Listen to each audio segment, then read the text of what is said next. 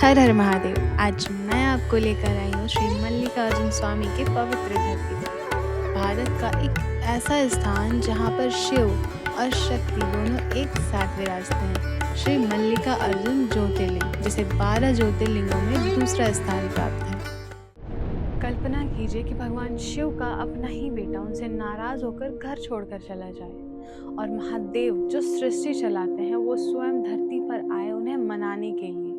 आखिर ऐसा क्या हुआ था जिसने शिव परिवार में दरार डाल दी, और क्यों शिव को लेना पड़ा मल्लिकार्जुन का रूप? इस कहानी में प्रेम है, त्याग है, अहंकार है और एक ऐसा रहस्य जो आज भी कैलाश के पहाड़ों में गूंजता है। एक दिन कैलाश पर भगवान शिव और माता पार्वती के समक्ष एक प्रश्न उठा कि दोनों पुत्रों में से विवाह पहले किसका हो। एक तरफ थे वीर और तेजमय कार्तिकेय और दूसरी तरफ थे बुद्धिमान और विनय से भरे गणेश।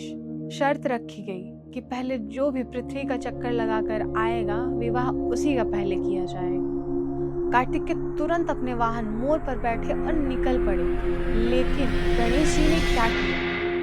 यहीं से आता है कहानी में पहला ट्विस्ट। गणेश जी ने अपने माता पिता का ही 7 चक्कर लगाया और कहा कि मेरे माता पिता ही मेरी दुनिया है, और इससे शिव जी और पार्वती प्रसन्न हुए और गणेश जी का विवाह कर दिया गया। लेकिन जब कार्तिकेय वापस आए और उन्हें पता चला तो उनका हृदय टूट गया और उन्होंने इसे अपना अपमान माना और नाराज होकर भारत के दक्षिणी पर्वत श्रीशैलम की ओर चले गए। लेकिन कहानी यही खत्म नहीं होती, असली कहानी तो यहीं से शुरू होती है। क्या शिव जी ने उन्हें वापस बुलाया या फिर कुछ ऐसा किया जो आज भी मल्लिकार्जुन के रूप में वहां पूजा जाता है? वीडियो को अंत तक जरूर देखिए, क्योंकि अंत में जो हुआ वो शिव भक्तों की आंखों में आंसू ला देगा। शिव और पार्वती अपने पुत्र का विरह सह नहीं पाए और वो स्वयं श्रीशैलम पहुंच गए। लेकिन जब वो वहां पहुंचे तो कार्तिकेय ने उनसे मिलने से इनकार कर दिया। तब भगवान शिव ने कहा कि जहां मेरा पुत्र रहेगा मैं वहीं निवास करूंगा। महादेव सबके भगवान हो सकते हैं, लेकिन आज एक पिता अपने पुत्र के पास रहना चाहता है, और वहीं श्रीशैलम के घने जंगलों और पहाड़ों के बीच भगवान शिव ने ज्योति रूप धारण किया और शिव बने मल्लिकार्जुन।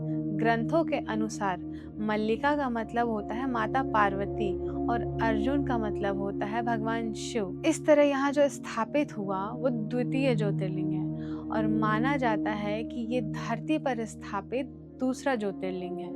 पर क्या आप जानते हैं कि माता पार्वती और भगवान शिव हर अमावस्या और पूर्णिमा के दिन यहाँ पे अपने पुत्र कार्तिकेय से मिलने के लिए आते हैं, और आज भी श्रीशैलम की हवाओं में उनका विरह और प्रेम महसूस होता है।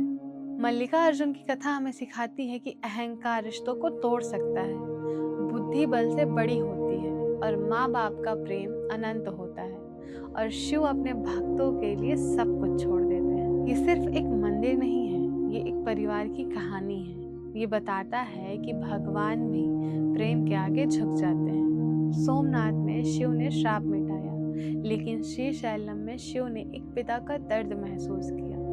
ये ज्योतिर्लिंग हमें याद दिलाता है कि शिव के लिए सब बराबर हैं, चाहे वो देवता हो या उनके खुद के पुत्र।